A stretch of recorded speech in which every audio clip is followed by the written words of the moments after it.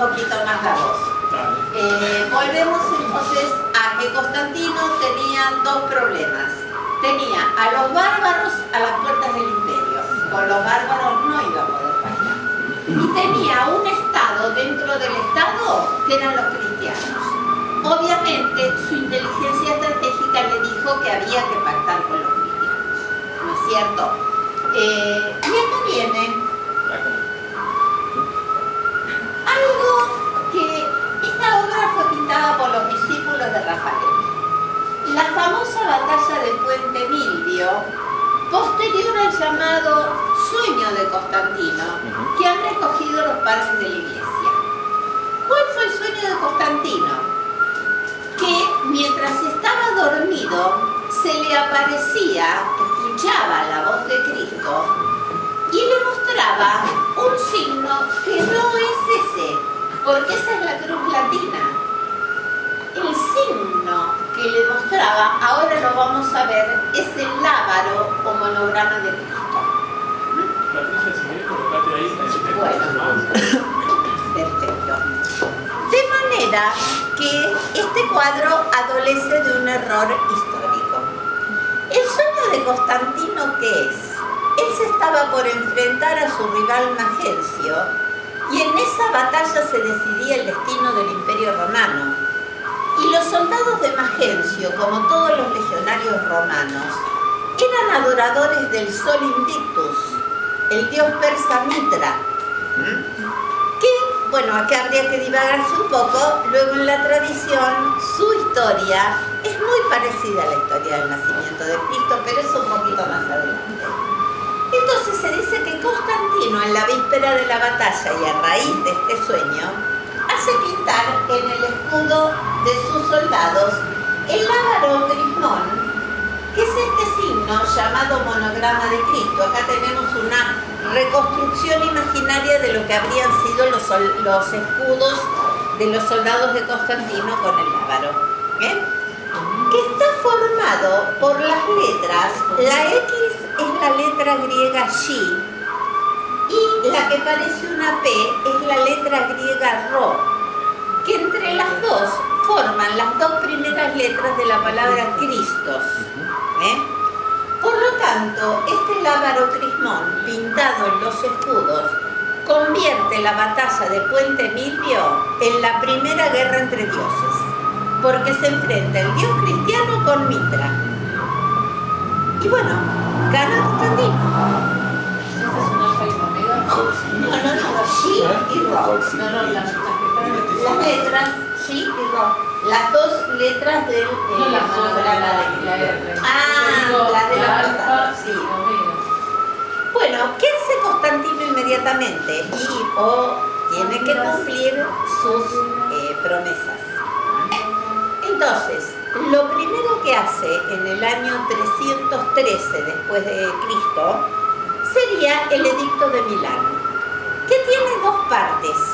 La más conocida es que Constantino acepta la práctica del cristianismo, ojo, no oficializa el cristianismo como religión de Estado, sino que lo equipara al paganismo greco-romano y todos los demás cultos.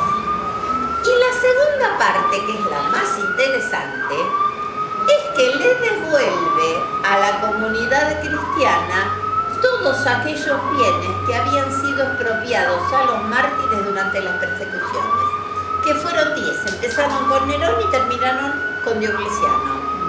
¿A quién se las devolvía? Si había mártires, estaban muertos. Entonces todo eso va a parar a la comunidad oculta, perseguida del cristianismo, que, como se usa decir ahora, sale del closet y se convierte en la Iglesia Católica. ¿Cuál es el vuelto que la Iglesia Católica le da a Constantino? Obviamente, si antes predicaba la paz y la no guerra, ahora empieza a predicar que Constantino es el representante de Dios en la tierra. Vemos a Constantino ahí en el centro, rodeado de santos y con una aureola. Este tema del emperador como representado con una aureola es un resabio de los cultos solares de todos los pueblos orientales paganos. El emperador, vemos los grabados bizantinos, siempre el emperador tiene aureola y la emperatriz. Entonces, eso fortalece a la Iglesia Católica a nivel territorial, a nivel económico. La Iglesia Católica empieza a predicar que sumarse a los ejércitos de Constantino es estar defendiendo a Cristo. Por lo tanto, que los cristianos se sumen a los ejércitos de Constantino, el ejército de Constantino crece. Los impuestos le empiezan a llamar divina delegación, obligación divina, con lo cual Constantino empieza a recaudar más. Y eso se traduce en que cada vez crece su poder, ¿no es cierto? Y después Constantino convoca el concilio de Nicea, porque toda organización, sea de la naturaleza que sea, si no se basa en un estatuto, en un reglamento, en un dogma, en un orden, fracasa. Entonces Constantino en Nicea fija el dogma católico, qué es lo que hay que creer y qué es lo que no hay que creer.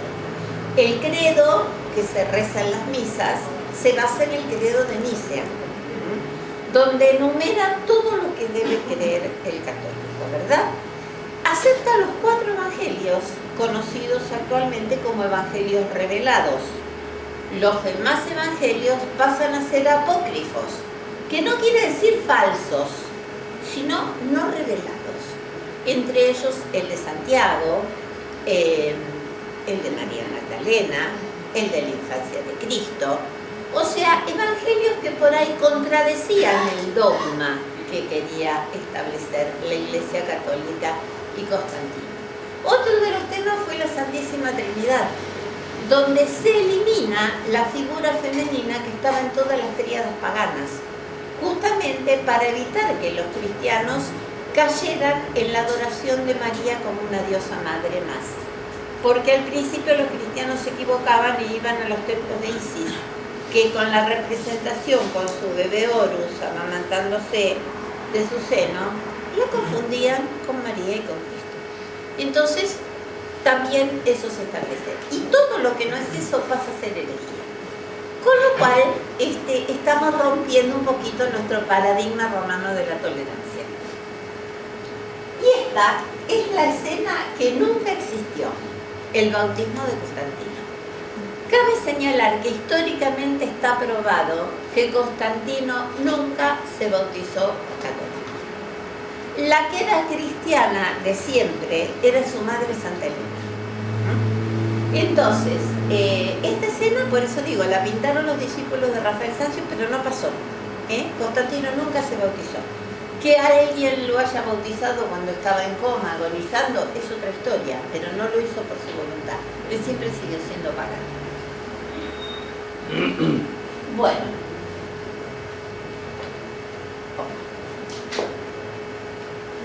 Y vamos a pasar ahora a estos símbolos paganos, que ya vimos uno, el tema de la aureola, que el cristianismo va adoptando.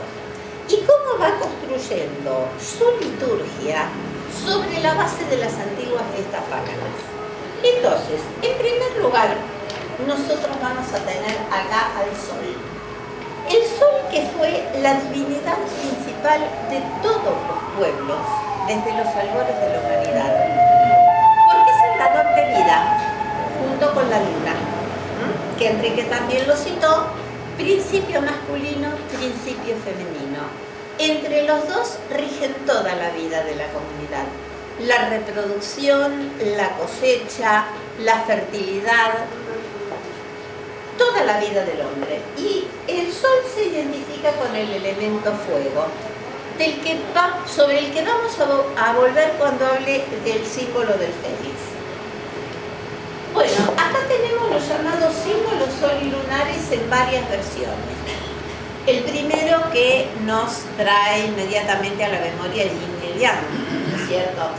La parte clara, activa, es la solar. La parte oscura, pasiva, es la lunar. Parte masculina, parte femenina.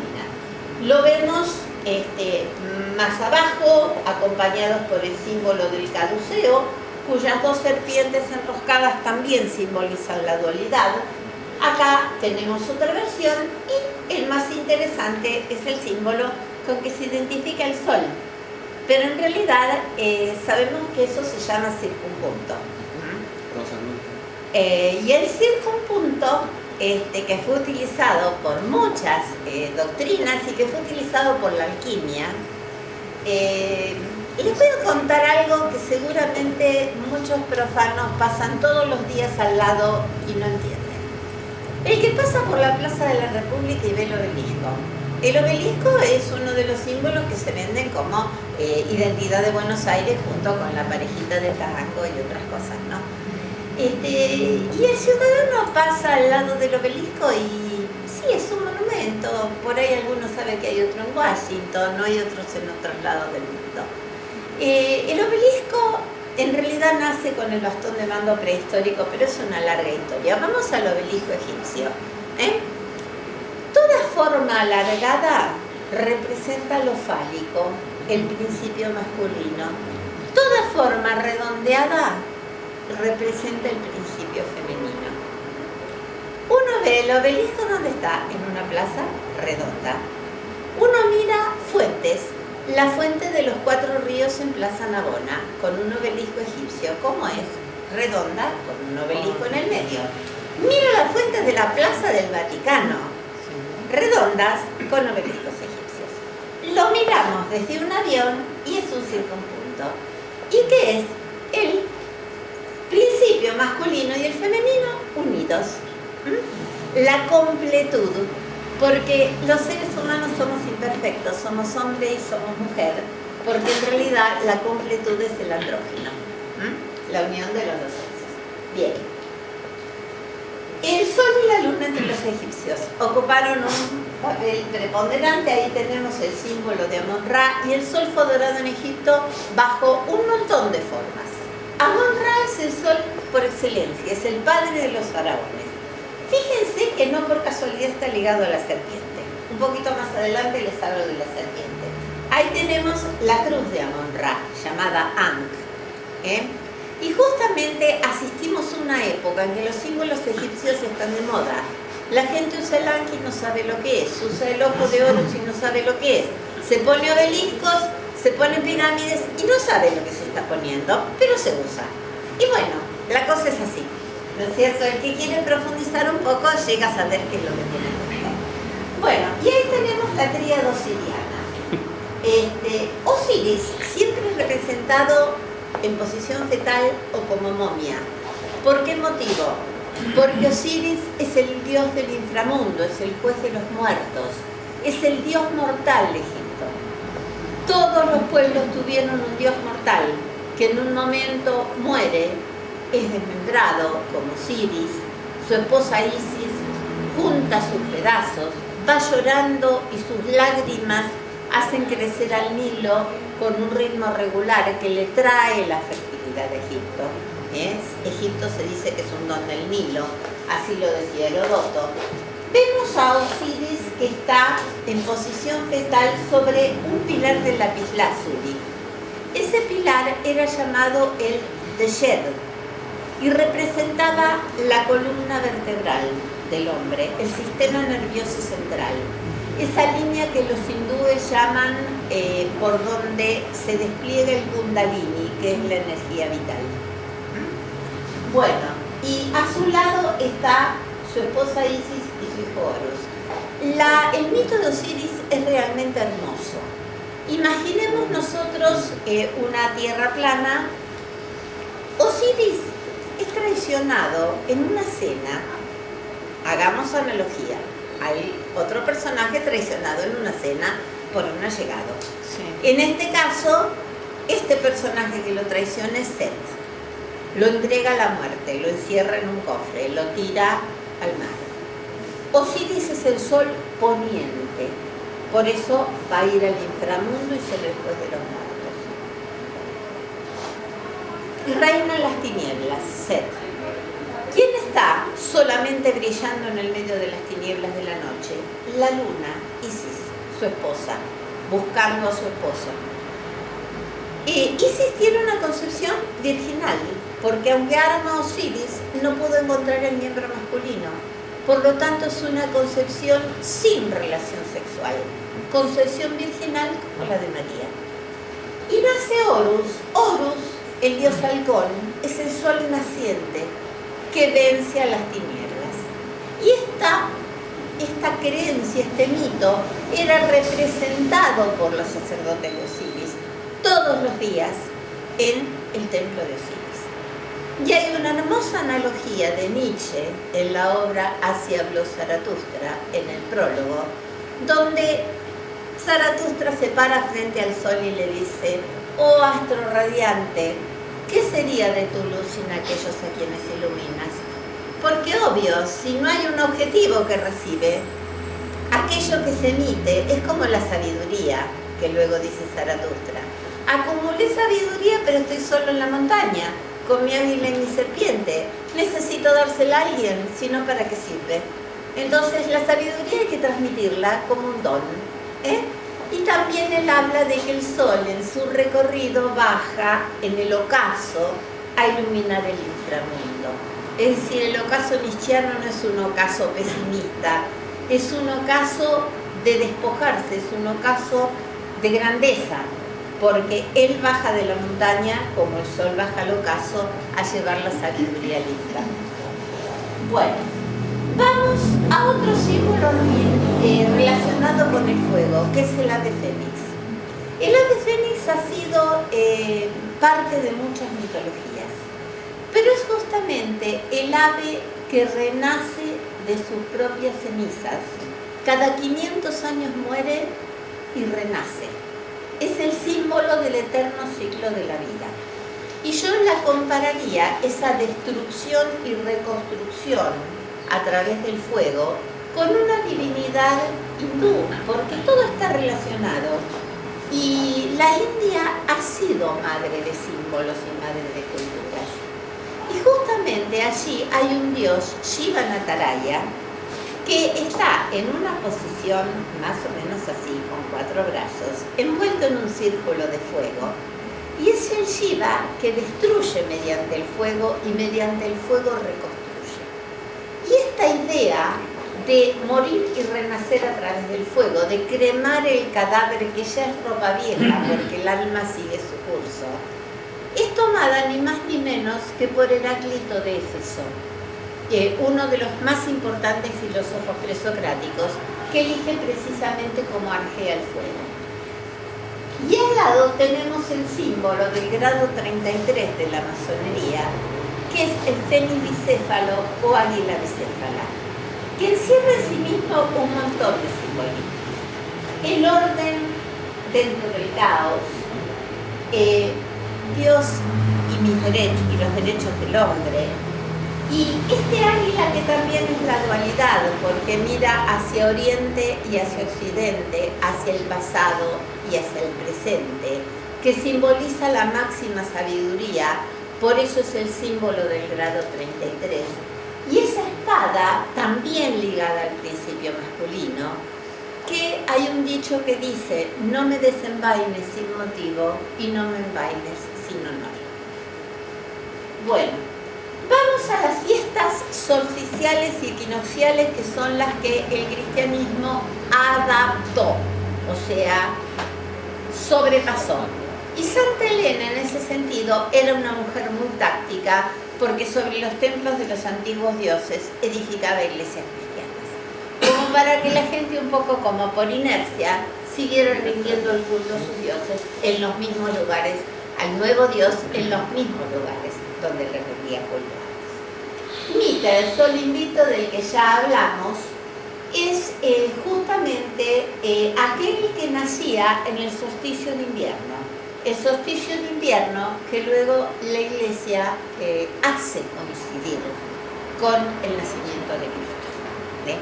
Digo hace coincidir porque justamente en esta celebración, en la noche del 24 al 25 de diciembre, salía el sacerdote de Mitra con un bebé y decía: la Virgen Celestial ha parido, nació el sol. Y Agustín de Hipona, uno de los padres de la Iglesia, va a decir luego: no adoren al sol, adoren al creador del sol. y va a lograr que la Iglesia coloque el nacimiento de Cristo, que antes era el 6 de enero, que lo coloque en esa noche del nacimiento de Mitra. Y entre medio, ¿qué pasaba entre el nacimiento del sol y el 6 de enero? Las Saturnales.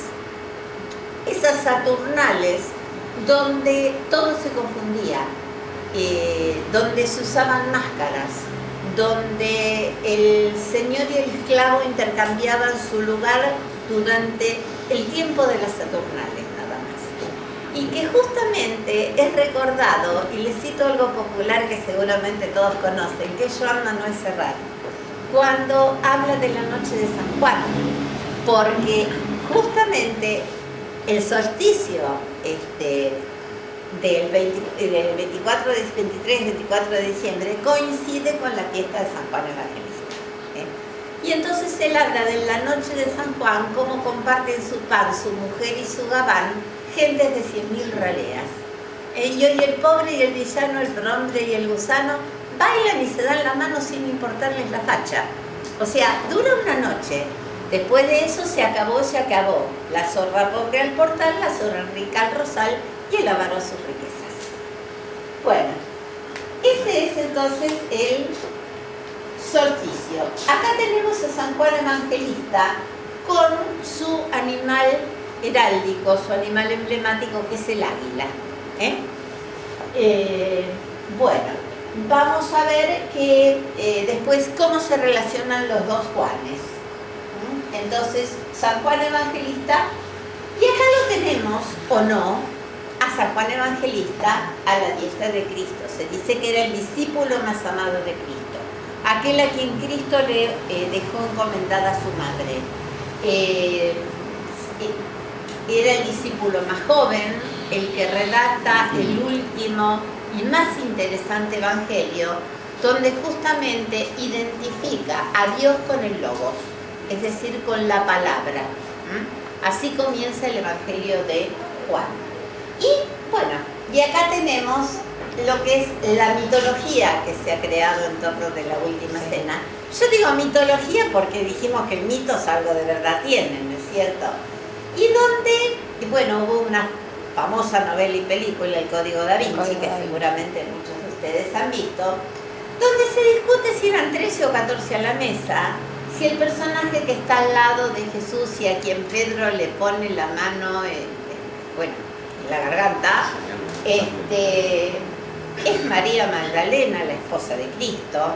Se han descubierto recientemente papiros, más el Evangelio de María Magdalena, y bueno, estamos. Además, no era lógico que si todo papa judío le buscaba una profesión y una esposa a su hijo cuando llegaba a la adolescencia, ¿por qué José le habría dado su oficio y no le habría dado una esposa? Y recordemos que hasta los evangelios revelados hay 18 años de la vida de Jesús en blanco, que sí están en los evangelios apócrifos. Y una cosa que es interesante señalar, ahí está en un circulito Leonardo da Vinci autorretratado, es el tema de la manito haciendo este signo. Cuando uno le dice, mira tal cosa, uno dice, ¿eso? No dice, eso. Es decir, que esto no es casual. Es uno de los tantos signos con los que se reconoce la gente cuando pertenece a hermandades secretas. Y es bastante, cuando pertenece a hermandades secretas. Por ejemplo, los cristianos en la época de la persecución se cruzaban en la calle y hacían esto, se persignaban. Y si otro se persignaba, sabían que los dos eran cristianos. Si alguien dibujaba un pez, era un esquema de un pez, y otro dibujaba un pez, los dos eran cristianos. Es decir, la gente se reconoce por el símbolo y por el signo. Y el signo a veces es un gesto, y lo sabemos. Entonces, ese gesto no aparece solamente acá.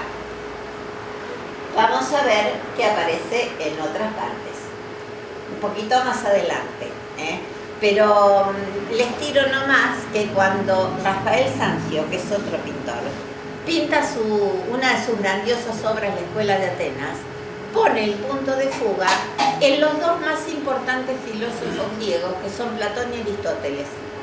Y a Platón lo dibuja con la cara de Leonardo da Vinci viejito y haciendo este gesto, el mismo que vimos.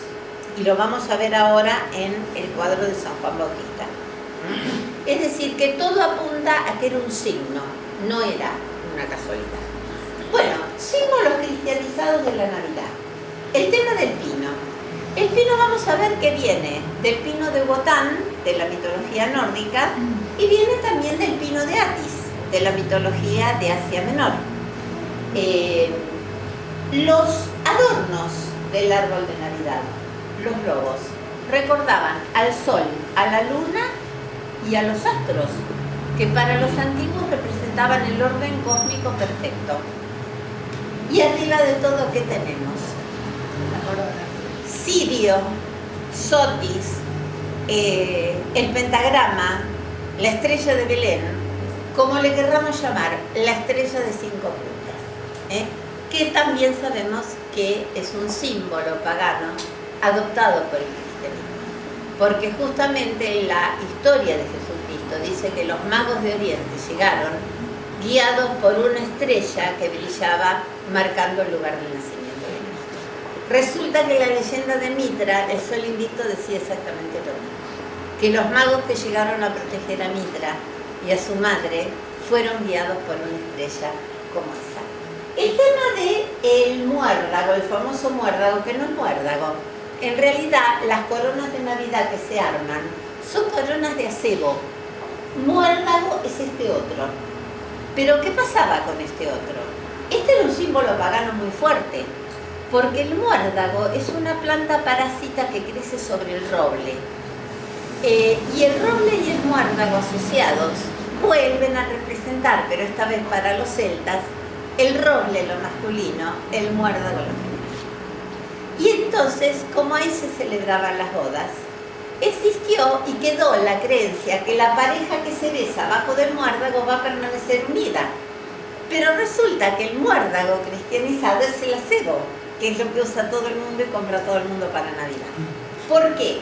Porque la parte espinosa representa las espinas de la corona de Cristo y las bolitas rojas, la sangre de Cristo y de los mártires.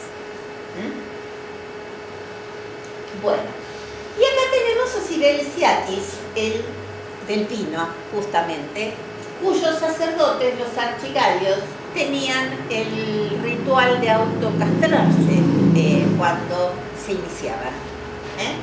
Y Cibeles, la Gran Madre, que fue la primera divinidad oriental que fue introducida en Roma, y era una de las grandes madres de Frigia. Bueno, vamos al otro solsticio, los fuegos de la noche de San Juan. Y ahí tenemos a San Juan Bautista haciendo el gesto de señalar al cielo de esa manera tan particular. Tanto las fiestas solsticiales como las fiestas equinocciales van a estar indisolublemente ligadas al fuego.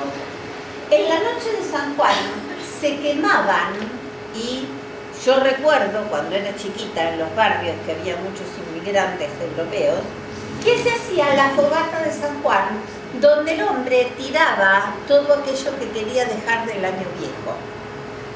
Otro ejemplo, pero en otro momento, de construir símbolos del año y quemarlos, en la falla valenciana también.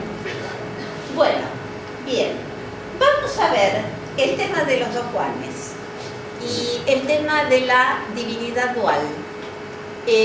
Juan puede ser una derivación de Janus o Jano, que es, ahí lo tenemos en una imagen muy poco conocida porque es del mundo gaélico, del mundo irlandés, la primera estatua.